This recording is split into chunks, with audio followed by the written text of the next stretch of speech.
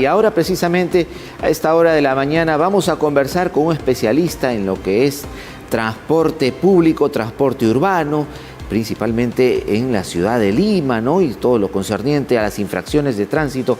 Nos referimos a Luis Quispe Candia, quien ya se encuentra enlazado con nosotros. Él es presidente de la ONG Luz Ámbar. Muy buenos días.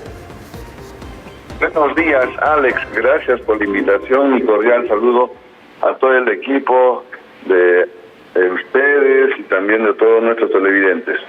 Bien, el motivo que solicitamos conversar con usted es frente a esta información que ya está circulando en las redes sociales sobre un incremento en los próximos días en lo que equivale a las infracciones de tránsito o las multas que se interponen, por ejemplo, por exceso de velocidad. Es verdad, el reglamento ya establece esta infracción desde el año 2001 y fue perfeccionado en el 2009 y últimamente lo que se ha hecho en el 2021 es establecer la gradualidad de las sanciones que es la infracción M20, conducir un vehículo excediendo los límites máximos de velocidad. En realidad, lo que está ocurriendo es que lamentablemente en nuestro país aún no se han establecido cámaras en todas las ciudades para controlar la velocidad de los vehículos. Solamente hasta hace un año hubo en la Municipalidad Provincial del Callao, se instalaron cámaras de control de velocidad, pero al término de la gestión o al inicio de la gestión del señor Espadaro, terminado el contrato con la empresa, se dejó de lado esta posibilidad de fiscalizar la velocidad. Lo que sí se ha escuchado y ya hemos confirmado inclusive, la Municipalidad de Lima está en esa tarea. Prontamente van a anunciar la instalación de cámaras de control de velocidad en la ciudad de Lima. En la actualidad lo que hay son cinemómetros, que es exactamente lo mismo. La diferencia es que son cámaras portátiles que cuenta la policía y las traen en la red vial nacional. ¿Cuál es el propósito de las cámaras de control de velocidad? Es evitar que los conductores excedan los límites de velocidad. El Reglamento Nacional de Tránsito, al cual estamos sometidos todos los usuarios de la vía, conductores de vehículos motorizados, no motorizados, peatones, todos estamos comprometidos en ese reglamento. Cuando se refiere a la velocidad, dice que la velocidad debe ser prudente y razonable, dependiendo de las circunstancias, la luminosidad, el estado de la vía, la presencia de peatones, etcétera. Es decir, el conductor siempre debe tener presente la conducción con prudencia y razonabilidad, de tal forma, dice el reglamento, que pueda controlar al vehículo. Y seguidamente pone los límites. En la ciudad, hasta el año 2021, la velocidad máxima en las avenidas era 60 kilómetros. Ahora se ha disminuido a 50 a partir de 2022.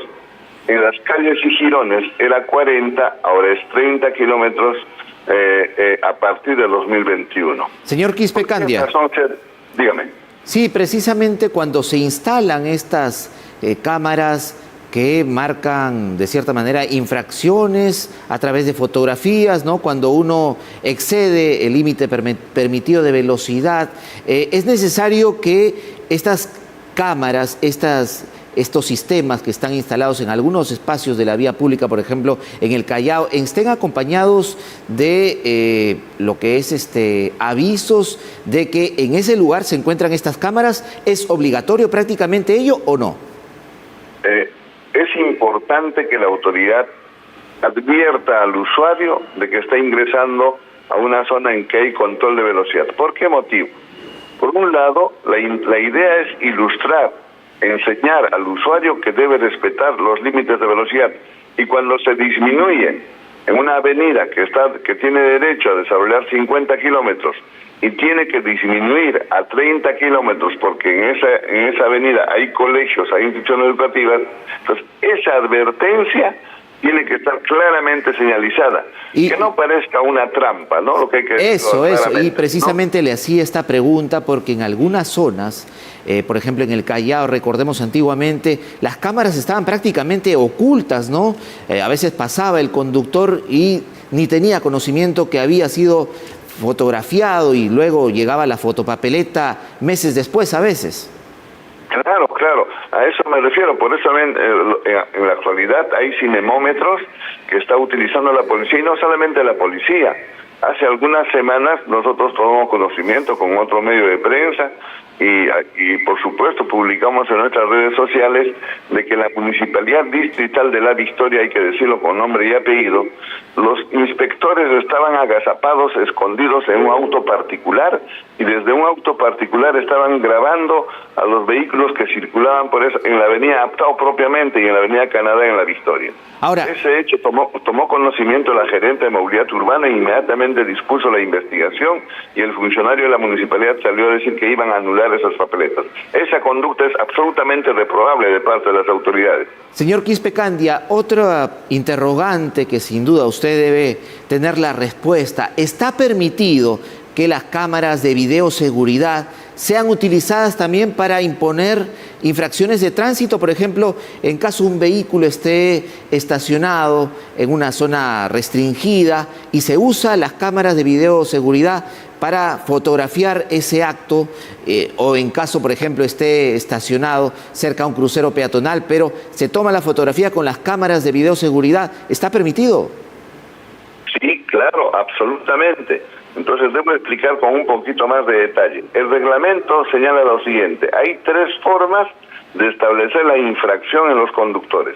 La primera es cuando la autoridad policial, el policía asignado a control de tránsito, esa es competencia exclusiva de la autoridad asignada a control de tránsito, constata la infracción e interviene al conductor y le impone la papeleta en el lugar. Esa es una forma. La segunda forma es mediante cámaras, fotografías o controles electrónicos de velocidad o cualquier otra cámara que establezca que el conductor está incurriendo en una infracción. Como muy bien señala, puede ser haberse detenido sobre el crucero peatonal, haber girado en forma indebida, cualquier otra infracción de las 126 infracciones que se pueda constatar en la fotografía o en la filmación es correcta.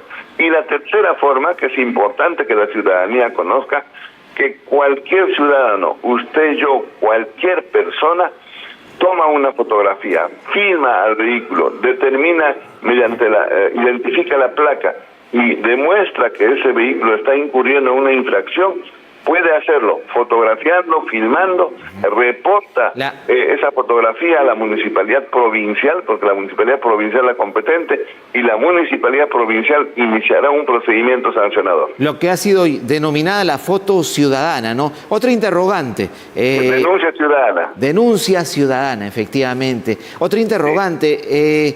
Por redes sociales como el TikTok están circulando estas personas que suben contenidos a las redes sociales que estarían incrementándose el costo de las fotopapeletas, las infracciones de tránsito en general a partir del 15 de febrero. ¿Es cierto ello?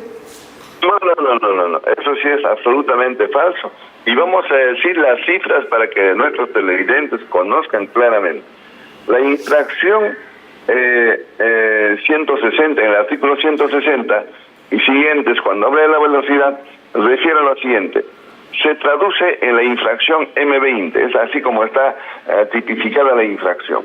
La M20A es cuando un conductor excede la velocidad en 10 kilómetros. Ejemplo, si está circulando por una avenida y excede la velocidad 10 kilómetros, entonces se le sancionará con la papeleta de infracción, no hasta los 60 kilómetros. Pero como hay 5 kilómetros de tolerancia, a partir de 66 kilómetros será sancionado ese infractor. El segundo, y la multa en este caso es 963 soles y acumula 50 puntos a la licencia de conducir del infractor. El segundo caso es la infracción M20B, cuando excede de 10 a 30 kilómetros. Es decir, si en una avenida tiene derecho a circular hasta 50 kilómetros y excede 30, es decir, 80, más 5 adicional, tiene 5 kilómetros de gracia, de tolerancia, a partir de 86 será sancionado con esta infracción M20B y la multa es 1.284 soles y acumula 60 puntos. Y la tercera es la infracción M20C, cuando excede más de 30 kilómetros y la multa es 2.675, el 50% de la unidad impositiva tributaria acumula 70 puntos. Es decir, si ese conductor desarrolla más de 85 kilómetros, llega a 90 o 100, qué sé yo, supera, incluyendo la tolerancia de 5 kilómetros, pues la multa es mucho más elevada.